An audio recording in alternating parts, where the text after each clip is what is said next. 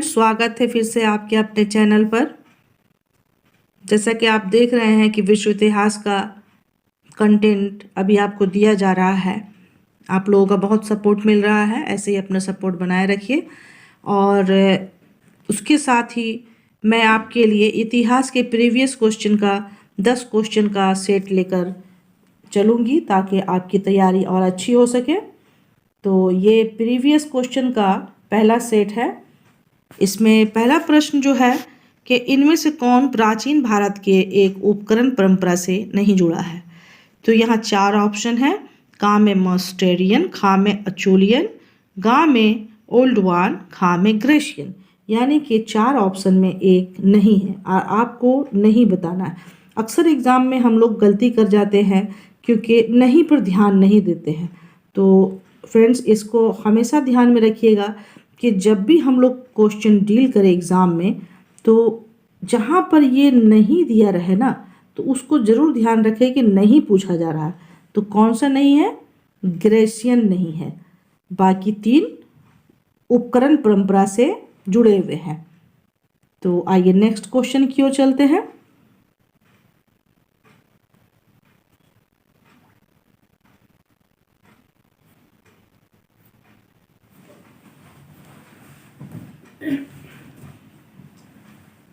Technical issue भी कुछ हो जाते हैं।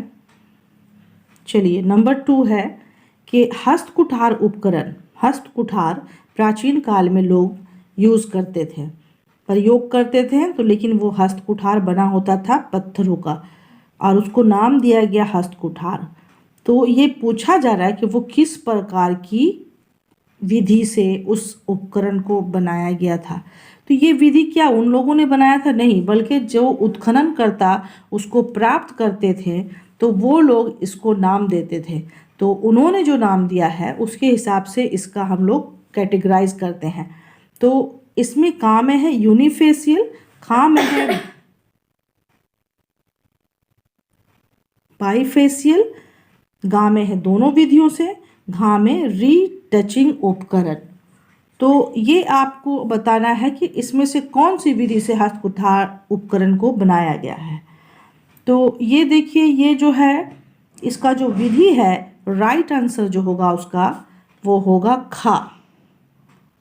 कौन सा होगा? वो होगा खा, बाईफेशियल। अब आगे बढ़ने से पहले ये देख लेते हैं कि हस्तकुठार जो है वो क्या है। ये एक हैंड एक्स इंग्लिश में इसको बोलते हैं, जो बाईफेशियल विधि से बनाया गया है।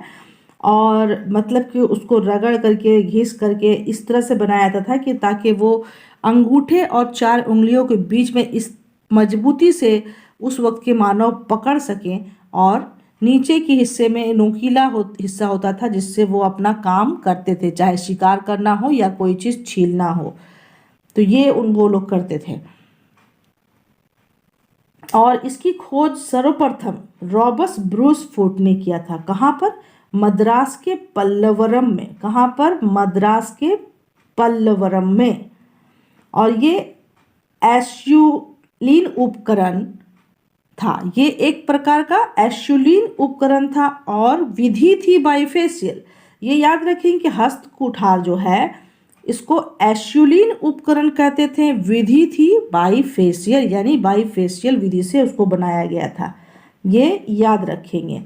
और उसको बनाने वाला जो मानव जो था उस वक्त, उस मानव को नाम दिया गया था होमो हैबिलिस। Homo habilis. एक क्वेश्चन के साथ आपको 3-4 चीज़ें मालूम हो रही है कि इसकी खोज रॉबर्ट ब्रूस फूट ने की थी। ये आपका जो है बाईफेशियल विधि से बनाया गया था। इसको एस्यूलिन उपकरण कहते थे और इसको जो मानव प्रयोग करता था उस मानव का नाम था होमो हैबिलिस। तो चलिए फ्रेंड, नेक्स्ट की ओर बढ़ते हैं। नंबर 3 हमारा जो क्वेश्चन है वो है कि वो कौन सा पुरा स्थल है जहां नवपाषाण से लेकर हड़प्पा संस्कृति तक के अवशेष प्राप्त हुए हैं। यानी कि हुए थे नहीं, हुए हैं। और वो जगह जो है बहुत ही महत्वपूर्ण है क्योंकि मानव इतिहास का पूरा श्रृंखला वहाँ से प्राप्त होता है। तो आपका यहाँ पर जो ऑप्शन दिया गया है आमरी, कोडदीजी, मेहरगढ़ और कालीबंगा। तो आप देख रहे हैं कि 4 ऑप्शन है। 4 ऑप्शन में आपका जो राइट आंसर है वो है फ्रेंड गा, यानी कि मेहरगढ़। ये मेहरगढ़ जो है अभी ये इसका क्षेत्र कहाँ पड़ता है? आप बखूबी जानते हैं कि मेहरगढ़ अभी पाकिस्तान के हिस्से में आता है। तो ये यहाँ पर आपका राइट आंसर है। अब नेक्स्ट क्वेश्चन की ओर बढ़ते हैं। नंबर 4 आपका क्वेश्चन है, भारतीय उपमहाद्वीप में कृषि के प्राचीनतम साक्ष्य प्राप्त हुए हैं। अब यहाँ पर 2 तरह के क्वेश्चन देखने को मिलते हैं कि भारत में प्राचीनतम कृषि के साक्ष्य कहाँ से मिलते हैं और भारतीय उपमहाद्वीप, दोनों अलग अलग बात है।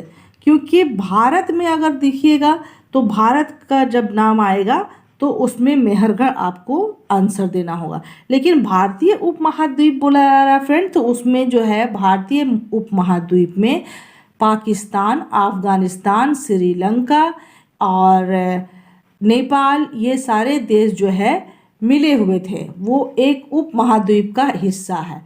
तो उस उपमहाद्वीप में जो सर्वप्रथम यानी प्राचीन कृषि के साक्ष्य हमें प्राप्त हुए हैं, तो यहाँ 4 ऑप्शन है, चिरांद, बिरजहोम, लहुरा देव और सेनुवार। लेकिन राइट आंसर इसका एक है और वो है लहुरा देव। अब आपको ये भी जान लेना चाहिए कि लहुरा देव असल में कहाँ पर है। ये उत्तर प्रदेश के संत कबीर नगर जिले में है। कहाँ है? उत्तर प्रदेश के संत कबीर नगर जिले में है। और यहाँ कृषि के प्राचीनतम साक्ष्य प्राप्त हुए हैं, जिसकी कालावधि क्या है? 8000 से 9000 ईस्वी पूर्व। और मेहरगढ़ से जो प्राप्त हुई है उसकी कालावधि क्या है? वो 7000 है। ठीक है, तो ये ज़्यादा प्राचीन हुआ। आइए नेक्स्ट क्वेश्चन की ओर चलते हैं। हमारा नेक्स्ट क्वेश्चन है 5 नंबर, जोरवे संस्कृति के किस स्थल से अधिवास विन्यास का सबसे अच्छा प्रमाण मिला है? अधिवास विन्यास यानी कि रहने का सबसे अच्छा जो मतलब क्रमबद्ध तरीके से घरों को बनाया गया था और बहुत ही सुसंगठित तरीके से मानव वहाँ अवस्थित थे, तो उसमें से 4 जो है सभी जोरवे संस्कृति से जुड़े हुए हैं, लेकिन एक में सबसे अच्छा बेहतरीन इंतजाम था, तो वो है आपका फर्स्ट ऑप्शन को लेंगे। क्योंकि आप जान रहे हैं कि जोरवे संस्कृति में सबसे बेहतरीन इनाम गांव में अधिवास विन्यास का इंतजाम था। तो जोरवे संस्कृति में आप देखेंगे कि ये जो है जोरवे संस्कृति आपका जो है कहाँ पर था? ये आपका महाराष्ट्र का हिस्सा है।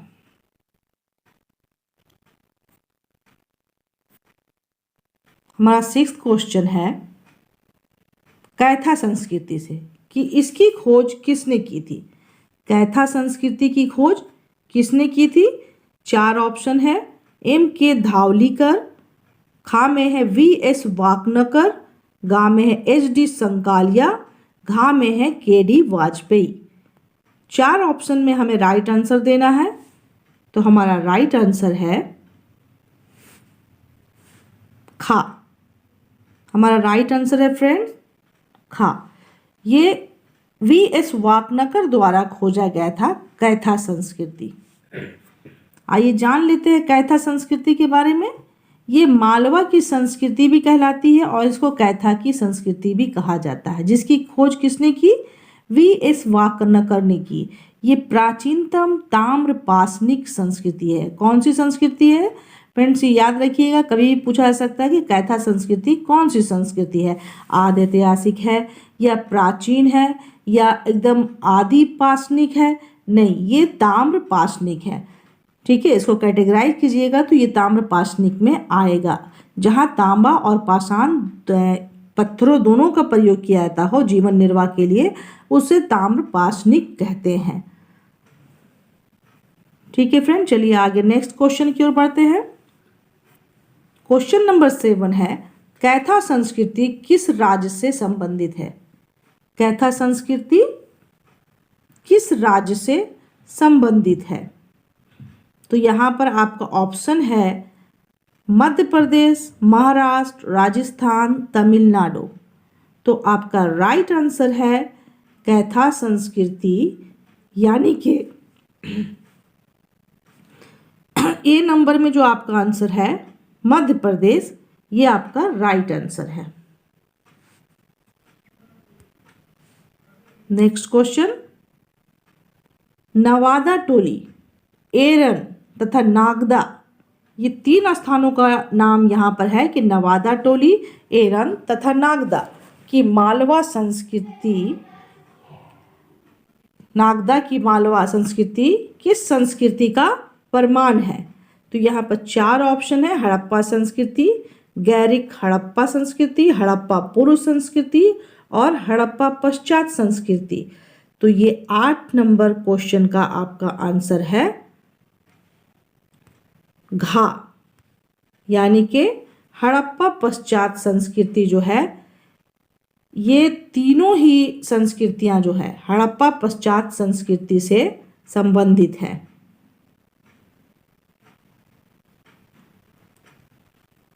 आइए नेक्स्ट क्वेश्चन की ओर बढ़ते हैं।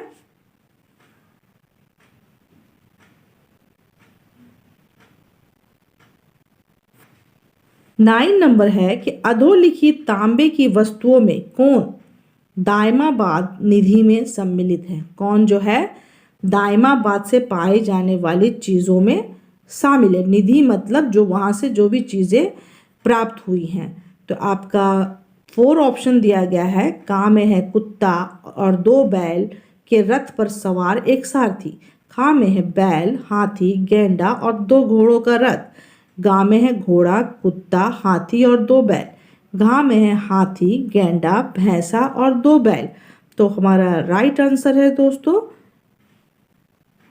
का। राइट आंसर कौन सा है? का। यहाँ पर जो है जो सामान प्राप्त हुआ था वो था